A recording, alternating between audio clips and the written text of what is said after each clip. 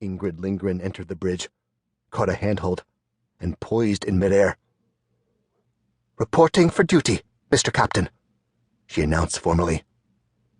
Lars Tillander turned around to greet her. In freefall, his gaunt and gawky figure became lovely to watch, like a fish in water or a hawk on the wing. Otherwise, he could have been any gray-haired man of 50-odd. Neither of them had bothered to put insignia of rank on the coveralls that were standard shipboard working attire. "Good day," he said. "I trust you had a pleasant leave?" "I certainly did." The color mounted in her cheeks. "And you?" "Oh, it was all right. Mostly I played tourist, from end to end of Earth. I was surprised at how much I had not seen before." Lindgren regarded him with some compassion. He floated alone by his command seat, one of 3 clustered around a control and communications console at the middle of the circular room. The meters, readout screens, indicators, and other gears that crowded the bulkheads, already blinking and quivering and tracing out scrawls, only emphasized his isolation.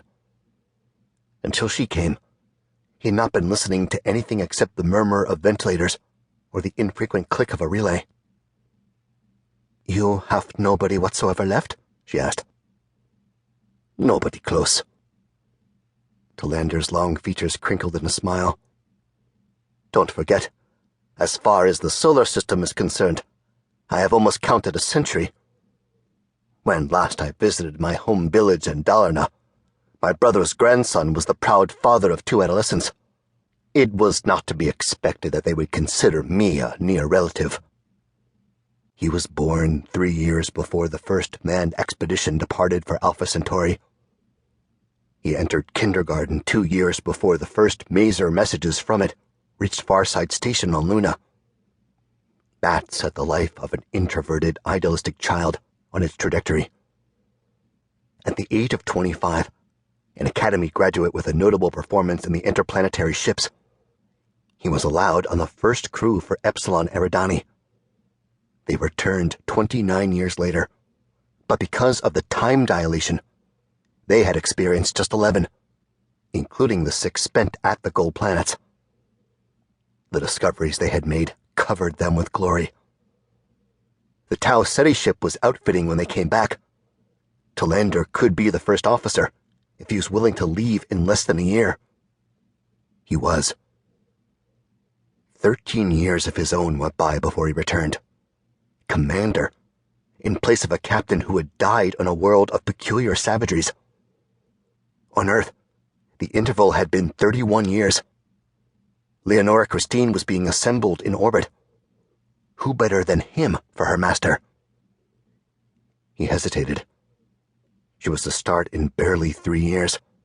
If he accepted, most of those 1,000 days would be spent planning and preparing, but not to accept was probably not thinkable.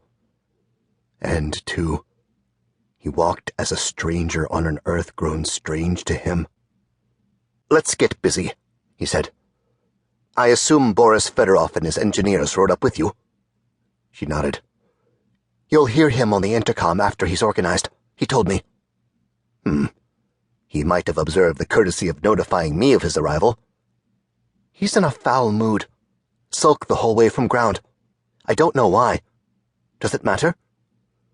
"We are going to be together on this hull for quite a while, Ingrid," Tillander remarked.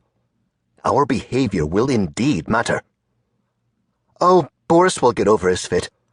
I suppose he has a hangover or some girl said no to him last night or something. He struck me during training as a rather soft-hearted person." "The psycho profile indicates it. Still, there are things, potentialities, in each of us that no testing shows. You have to be yonder." Tillander gestured at the hood of the optical periscope, as if it were the remoteness that it watched. "Before those develop, for good or bad. And they do. They always do."